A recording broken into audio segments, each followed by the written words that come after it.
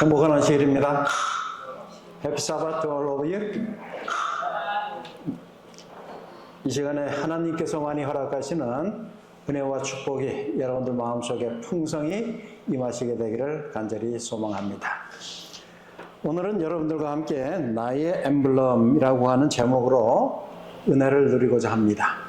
먼저 말씀을 드리기 전에 질문을 좀 드리겠습니다. 엠블렘이 무엇입니까? 엠블럼. 엠블럼이라고 하고 엠블렘이라고도 합니다. 어떤 것을 사용해도 틀리진 않습니다.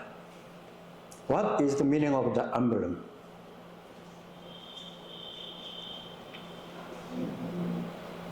우리 한국 분들 아시겠습니까? 엠블럼? 좋은 차, 그 벤츠를 예를 든다면 벤츠 차 앞에 탁 동그랗게 해놓고 삼각형식으로 이렇게 별 모양으로 해놓았죠? 그게 벤츠의 엠블럼입니다. 그렇죠? 엠블럼이라고 하는 것은 어떤 물건이나 또 어떤 사인이나 이런 의미 속에 의미가 담겨져 있는 것, 그것을 엠블럼이다 이렇게 표현을 합니다. 그래서 그것을 이렇게 바라보면서 그럼 과연 여러분과 저는 그리스도인이 맞지요? 크리스천입니까? 그렇습니다. 그럼 그리스도인으로서의 나의 엠블럼은 무엇일까? 조용히 한번 여러분들 생각해 보시길 바랍니다. 여러분들이 벤츠차 앞에 그 마크를 보면 이게 무엇이구나? 벤츠구나. 그리고 또 차 이름을 제가 아는 게 없으니 또 뭐가 있습니까? 예? BMW, 그렇죠? BMW는 누가 봐도 저 차는 BMW구나. 근데 외국 사람들이 한국 차를 이렇게 보면은 저것이 한국의 어떤 차다라고 하는 것을 금방 압니까? 아는 사람도 물론 있겠지만 대부분이 잘 몰라요. 지금 이 필리핀에도 중국 차들이 많이 들어와 있습니다. 처음 보는 그 엠블럼이 많아요. 그래서 저것이 어느 나라 차일까 우리도 처음에는 궁금했습니다. 그런데 이제 몇 달을 이곳에 와 있다고 하니까 저 차는 중국 차구나. 다시 말해서 다른 사람이 나를 보았을 때에 과연 나의 그 엠블럼을 보고 저 사람은 그리스도인이구나 라고 하는 사실을 다른 사람이 알 수 있겠습니까? 어떻습니까? 우리 이진영 사장님, 다른 분들이 이 사장님을 이렇게 만나거나 보았을 때 당신 그리스도인이지요 라고 하는 이야기 들어보셨습니까? 못 들어보셨어요. 앞으로는 들어보시게 되길 바랍니다. 우리 이은희 집사님,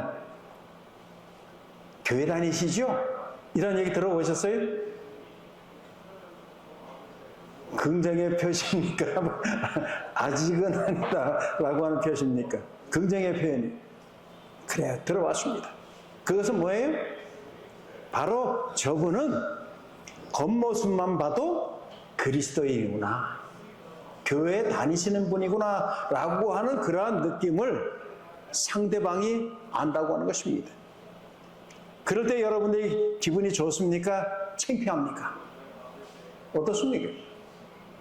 우리는 그러한 이야기를 들을 때 당신, 선생님, 사장님, 교회를 다니시지요? 어떻게 하셨어요? 말씀하시는 그 말씀의 뉘앙스를, 교회 다니지 않고서는 그러한 말씀을 하실 수 없는 분들입니다. 이러한 이야기를 들을 때 내가 겉모습 속에서도 그리스도인임을 증명하고 있구나 라고 할 때 우리는 상당히 기쁩니다. 하나님께서는 우리 사람들을 창조하실 때, 창세기 1장 1절입니다. 다 같이 읽어보도록 합니다. 시작. 태초에 하나님이 천지를 창조하시니라. 언제요? 태초에 하나님께서 천지를 창조하셨는데 그 천지 만물을 창조하신 영역 가운데 중심이 있다면 그 중심은 무엇이겠습니까? 사람입니다. 그 모든 천지 만물을 창조하시고 사람이 없었더라면 어땠을 것 같습니까? 뭐 나름대로 우아하고 아름다울 수는 있겠지만은 주인공이 빠져 있으면 그것이 뭐 연속곡이든 무엇이든 간에 재미가 별로 없어요. 인간이 중심이 되었습니다. 그 인간이 중심이 되면서 모든 것을 다스릴 수 있는 권세를 부여하셨어요. 하나님께서 왜 사람들을 그렇게 중요히 여기셨어요? 바로 우리 사람들은, 모든 동식물들은 하나님의 형상대로 창조함을 받은 것이 아니었습니다. 오직 하나님의 형상대로 창조함을 받은 존재는 인간이다, 사람이다 라고 하는 것입니다. 여기에 보면 여러 종류의 무엇이 나와요? 엠블럼이 나옵니다. 벤츠, 기아 차량, 포드, 아우디, 현다이라 그러죠. 이 마크만 봐도 이 차는 어디 회사에 소속되어 있구나 라고 하는 사실을 압니다. 세상에 많은 기독교회가 있습니다. 아직 저도 많이 부족해요. 그러나 욕심이 있다면 저 목사는, 저 장로는, 저 집사는, 저 성도는 제7일 안식일 예수 재림 교인 같아 라고 하는 이야기를 들으면 얼마나 좋겠습니까? 여러분들, 이러한 모습을 위해서 최선을 다해볼 마음이 생기십니까? 그렇습니다. 그래야만 돼요.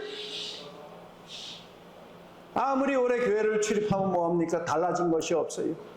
오히려 처음보다 더 고지식하고 더 남창년질 잘 하려고 하고 좋지 않은 이야기들을 더 많이 한다면 교회를 다닐 이유가 없습니다.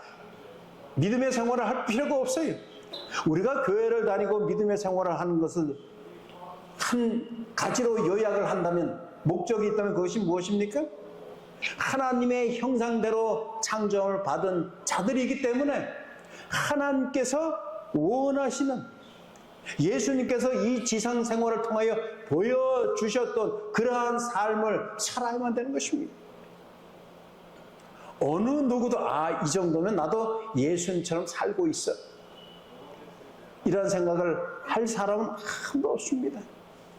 그러나 부족한 우리 인간들이지만은 그 목적을 가지고, 목적을 향하여 최선을 다할 때에 우리는 하나님께서 내가 그렇게 하였기 때문에 구원하시고 의롭게 여겨주시는 것이 아니라 그 마음의 중심을 보시고, 아직까지 달아보니 많이 부족해요. 그러나 하나님께서 내 마음의 중심을 보시니 어때요? 내가 그것을 위하여 할 수 있는 최선의 영역을 다하고 있구나. 그리하여 하나님께서는 나를 의로 여겨주신다라고 하는 것입니다. 나는 어떤 사람, 어떤 유형인가를 잠시 한번 생각해 보십시오. 감각적인 사람인가? 직관적인 사람인가? 이 감각적인 사람들은요, 현실, 내가 지금 살고 있는 현실을 그대로 봅니다. 그러나 직관적인 사람은 미래의 가능성을 봐요. 이 의미는 현실의 중심적인 삶을 사는 감각적이다. 그러나 미래를 바라보면서 사는 사람을 직관적이다, 이렇게 표현을 해요. 꽤 오래전부터 우리 사람들, 나는 어디에 속할까, 어떤 유형의 사람인가를 판단하는 근거의 자료들이 주어졌습니다. MBTI라 이렇게 표현하죠. 여러분들도 내가 어디에 속하여 있는지를 아십니까? 우리 김 장로님? 몰라요. 그건 이제 시간이 있으면 제 아내에게 한번 물어보십시오. 그럼 좀 자세하게 설명해 줄 수 있을 겁니다. 이것을 알고 모른다라고 하는 것이 그다지 중요하진 않지만은, 그래도 이것이 또 100% 정답이다라고도 저는 생각을 하지 않습니다. 항상 예외는 있기 마련이에요. 그러나 어느 정도의 부류에 속한다라고 하는 것을 알고 있으면은 참 좋습니다. 이로운 게 많아요.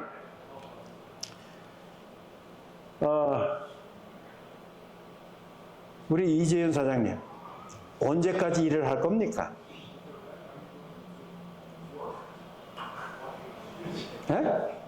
죽을 때까지 일할 거예요? 우리 사람들은요, 은퇴 후의 삶에 대해서 많은 상상을 합니다. 저도 그런 생각을 해보았을까요? 안 해보았을까요? 해보았어요. 은퇴를 하면 어떻게 살까? 은퇴를 하면. 그럼 은퇴를 하기 전과 은퇴를 한 이후의 삶은 많이 다를까요? 그다지 많이 다르지는 않을 것 같아요. 이 은퇴 후에 꿈꾸는 삶, 탑 10이라고 하는 이 책이 있습니다. 제가 한번 꽤 오래전에 읽어봤어요. 그랬더니 내 마음이 동의가 되는 영역도 꽤 많아요. 그러나 이것은 조금 아닌데 라고 하는 그러한 영역도 있더라고요. 어찌되었든 간에 사람들이 은퇴 후에 이러한 삶을 살고 싶다, 살 것이다, 살아야만 한다 라고 강조하는 영역들이 주어져 있습니다. 언젠가 한번 여러분들이 들어보셨는지 모르겠지만 이 메멘토 모리라고 하는 이분이 이런 이야기를 했어요. 다 같이 한번 읽어보십시다. 시작. 너는 반드시 죽는다는 것을 기억하라. 여러분들 가운데에 죽지 않을 사람이 있습니까? 우리 한장로님이 성경을 많이 가르쳐 주시죠, 여러분들에게? 그 성경의 가르침 가운데 보면 우리 가운데 죽지 않고서도 영원히 살 수 있다고 하는 가르침을 받아본 적이 있습니까? 그런 가르침을 받아보신 분이 계시면 손 들어보세요. 우리 한장로님은 혼자 손 드셨어요. 한장로님이 손 드신 것이 내가 손 들어보라 라고 하는 그러한 의미에서 손 드신 것입니까? 아니면 성경을 공부해 보니 영원히 죽지 않을 수도 있다라고 하는 의미에서의 손 든 것입니까? 이걸 한장로님 개인에게 드리는 질문이에요. 그렇습니다. 뭐라고요? 아직까지 한장로님이 이 내용은 여러분들에게 가르쳐 주시질 못한 것 같아요. 기회가 없어서. 아직까지는 그러한 영역의 가르침이 필요치는 않은 것 같아서. 그러나 우리가 이 성경을 잘 연구해 보면 어때요? 영원히 죽지 않고 살 수도 있다고 이야기를 하고 있습니다. 우리 이진영 사장님, 믿을 마음이 있습니까? 말도 안 되는 소리야. 전자예요, 후자예요? 아직 잘 모르겠어요.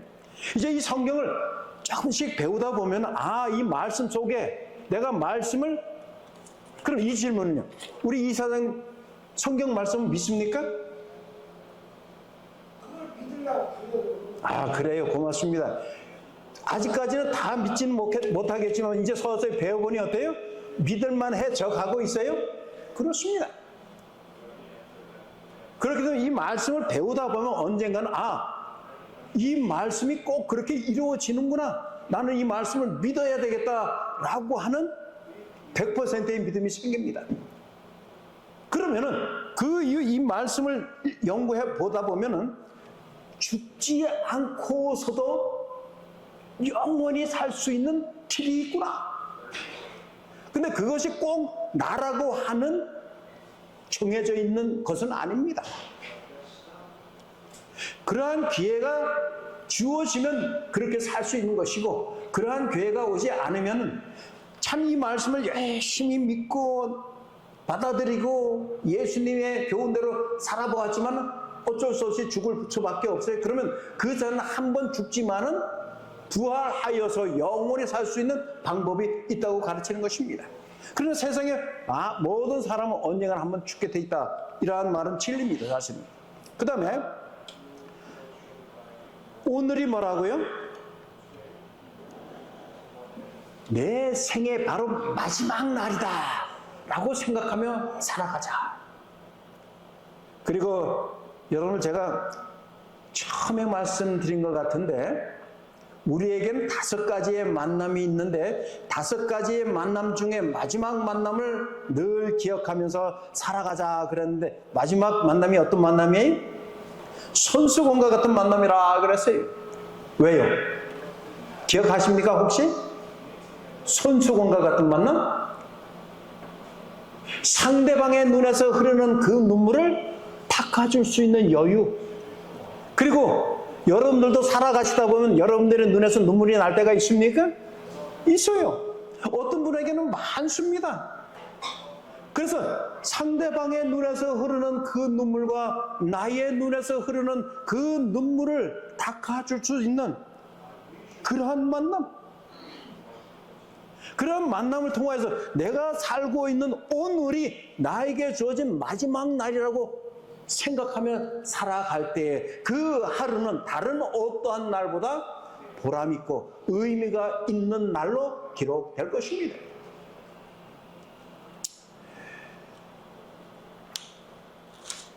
이 퓨 리서치라고 하는 한 기관에서 오늘날의 이 기독교인의 모습들을 체크를 해보았어요. 그랬더니 뭐라 그랬어요? 특별히 미국 사회에서의 세속화가 급속도로 빨라지고 있다. 한국은 어떻습니까? 한국도 역시 마찬가지. 필리핀은 어떻습니까? 필리핀도 마찬가지. 급속도로 세속화되어 가고 있습니다. 또 리서치 결과로는 미국 성인 10명 중 3명은 종교가 없어요. 우리가 미국 그러면 어때요? 기독교 문화가 제일 먼저 들어간 것입니다. 어떻게 보면 10명 중에 최소한 7, 8명은 교인이어야만 됩니다. 그런데 오히려 지금은 어때요? 10명 중 3사람은 지금은 더 올라갔을 수도 있어요. 무종교예요. 기독교뿐만 아니라 아무런 종교를 가지고 있지 않다. 이 무종교의 인구가 상승하는 반면에 종교인들은 점진적으로 어떻게 해요? 감소하고 있어요. 이건 아주 심각한 겁니다. 종교인들이 많아져야 그 사회가 살기 좋은 사회가 되는데 종교인들이 감소하고 세속화된 사람들이 증가하고 있다라고 하는 것은 어디에 많이 노출되어 있어요, 우리가? 여러 가지 피해, 좀 좋지 아니하는 사건들이 많이 일어나죠? 그러한 사건들에 노출될 수 있는 가능성이 많아지고 있다라고 하는 것입니다. 그렇습니다. 여러분과 저는 똑같이 여러분들의 인생, 저의 인생은 2번이 없습니다. 종종 우리는 그렇게 하죠. 나에게 인생이 한 번만 더 있다면은 내가 그 인생만큼은 이번에 살았던 대로 살고 싶지는 않다. 새로운 사람으로 살고 싶다. 이러한 생각을 하기도 합니다. 그래서 그 짓궂은 질문을 이렇게 하지요. 우리 김장로님, 다음번에 생이 주어진다면 또 이은희 집사님과 결혼하시겠습니까? 라고 하는 이러한 질문에서부터, 그렇죠? 자꾸 이러한 질문이 생겨나는 것이 그런 세상이 없는데 있다고 가정을 하고 자꾸 어떤 불씨를 조성하는 거예요. 그럼 이제 그 질문을 대답에 따라서 집에 가서 아내가 화를 낼 수도 있고 고마워할 수도 있고, 없는 것 때문에 우리가 걱정하고 염려할 것이 아니라 2번은 없지, 한 번밖에 없다. 그럼 그 한 번은 어떻게 해요? 정말 정성껏 최선을 다해서 인생에, 어떤 사람은 그래, 차선은 없다 그래요. 그러나 저는 차선도 사실 있습니다. 우리가 어떤 선택을 해야만 되는 그 상황에 놓여졌을 때는 최선의 것을 선택을 합니다. 물건을 살 때도 어때요? 최선의 것, 뭐예요? 가장 좋은 것을 삽니다. 그러나 그 최선의 기회가 주어지지 아니할 때는 차선을 할 수밖에 없습니다. 여기 보십시다. 두 번은 없다. 지금도 그렇고 앞으로도 그럴 것이다. 그러므로 우리는 연습 없이 태어나 아무런 훈련 없이 죽는다. 이 문장만 읽어보면 너무 비극적이에요. 마음을 우울하게 합니다. 그러나 세상 사람들은 이렇게 산다 할지라도 여러분과 저는 이미 우리들 마음속에 예수 그리스도의 십자가가 알아 새겨져 있습니다. 왜 예수님께서 이 땅에 오셔서 생명을 버리셨는가? 그 목적은 바로 나 때문에, 여러분 때문이라고 하는 사실이. 그래서 영원한 생명이라고 하는 선물을 부여해 주셨기 때문에 우리는 하나님의 모습을 그리며 하나님의 모습을 닮은 자로 만들어졌기 때문에 그러한 삶을 살아갈 때에 우리의 하루하루의 삶은 행복하다라고 하는 것입니다. 왜 제가 매 안식일마다 이 설교단상에서 여러분들에게 행복한 안식일입니다 라고 인사를 합니까 제가? 그것은 하나님께서 여러분들의 모습을 바라보시면서 행복해 하시기 위해서는 누가 행복해야 돼? 내가 행복해야 되기 때문에. 그래서 여러분들의 행복한 모습, 그 모습으로 살아갈 때에 그 모습을 바라보시는 하나님께서도 행복하시다라고 하는 것입니다. 이 하나님의 말씀 마태복음 23장 12절에 보면은 누구든지 자기를 높이는 자는 낮아지고 누구든지 자기를 낮추는 자는 높아지리라 라고 말씀합니다. 그럼 우리가 어떠한 삶을 살아야 되느냐? 어떠한 삶이 최선의 삶이냐라고 하는 해답이 바로 이 마태복음 23장 12절에 나타나 있는 것입니다. 세상에서 사는 사람들, 한 단편적인 예를 든다면 정치인들이 왜 싸웁니까? 정치인들이 이기려고 해요. 이기려고 하기 때문에 항상 쟁투가 벌어지는 것입니다.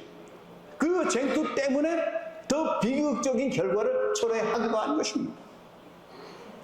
그러나 예수님의 가르침대로 서로 무엇하면요? 서로 사랑하며 서로 사랑하면 비극적인 일이 일어날 수가 없는 것입니다. 또 다른 시편 기자는 이렇게 표현합니다. 여호와께서는 자기 백성을 버리지 아니하시며 자기의 소유를 외면하지 아니하시겠다.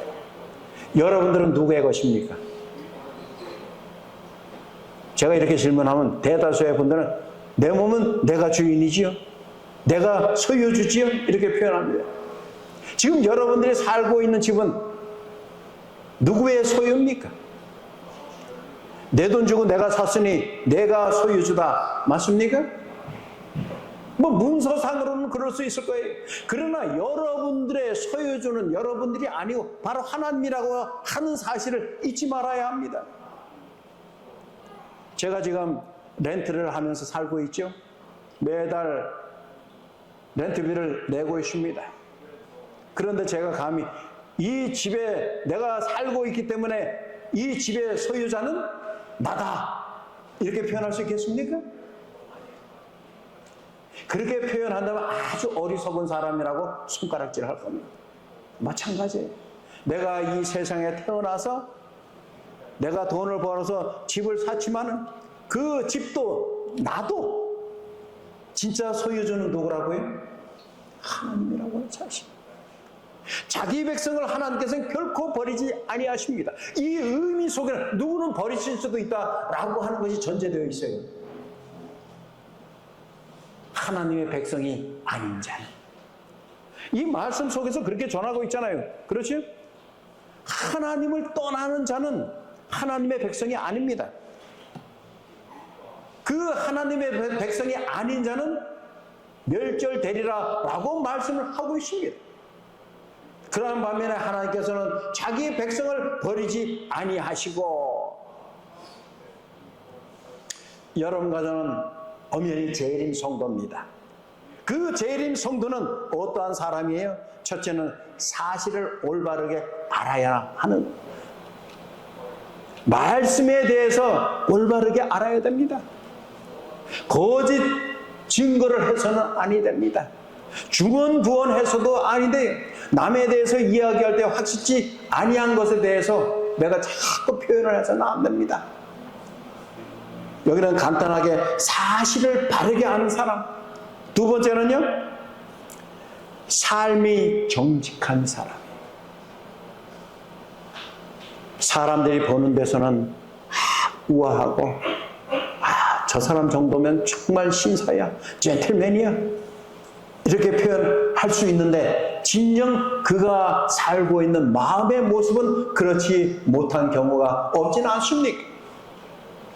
그러나 재림 성도인 여러분과 저는 우리의 모든 삶이 하나님 앞에 정직하시게 되기를 간절히 소망합니다.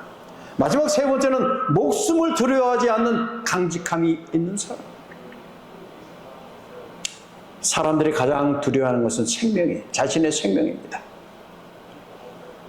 그 생명 앞에서는 어느 누구도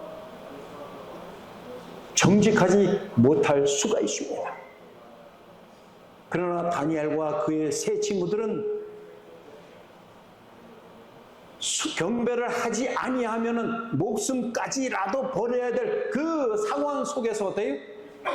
그건 아니다. 아닌 것에 대해서는 아니다라고 말을 하고 있는 것입니다. 목숨을 두려워하지 아니하였어요. 사적으로 들어갔어요. 불 속에 들어갔어요. 그래도 하나님께서는 어때요? 그들을 구원해 주셨다고 하는 것입니다. 그 의미는 목숨을 두려워하지 아니하는 강직한 믿음의 소유자는 진정한 재림 성도요, 그러한 사람들은 하나님께서 구원해 주실 것임을 확실히 믿으시게 되기를 간절히 바랍니다. 교회의 응원이라고 하는 책이 있어요. 7권 138쪽에 있는 말씀을 다 같이 한번 읽어봅니다. 시작. 제7일 안식일 예수 재림 교인들은 세상으로부터 분리된 특별한 백성으로 하나님에 의해 선택되었다. 이제까지 인간에게 위탁된 것 가운데 가장 큰 엄숙하고 두려운 경고가 세상에 전해지도록 그들에게 위탁되었다. 여기에 보니까는 특별한 의무가 주어졌습니다. 특별한 사명이 부여되어 있습니다. 누구에게요? 누구에게요? 바로 나에게. 왜요? 내가 제7일 안식일 예수 재림 교인이기 때문에. 평범한 백성이 아니라 어떠한 백성으로요? 특별한 백성이라.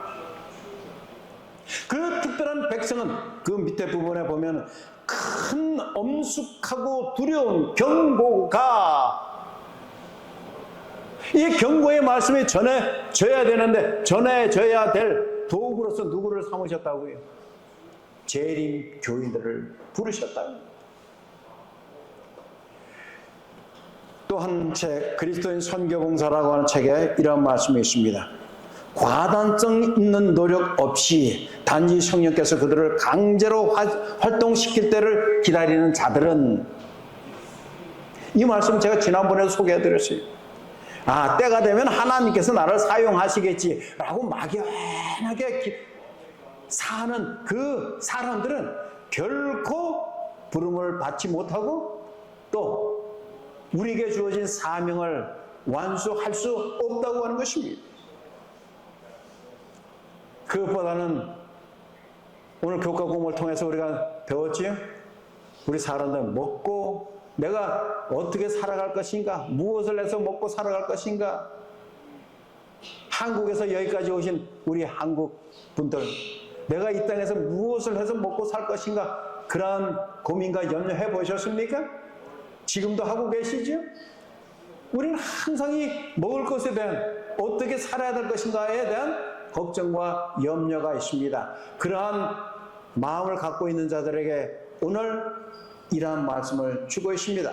오스왈드 챔버스라고 하는 분이 다 같이 한번 읽어보십시다. 시작. 우리의 모든 염려와 초조는 하나님을 빼고 계산하기 때문이다.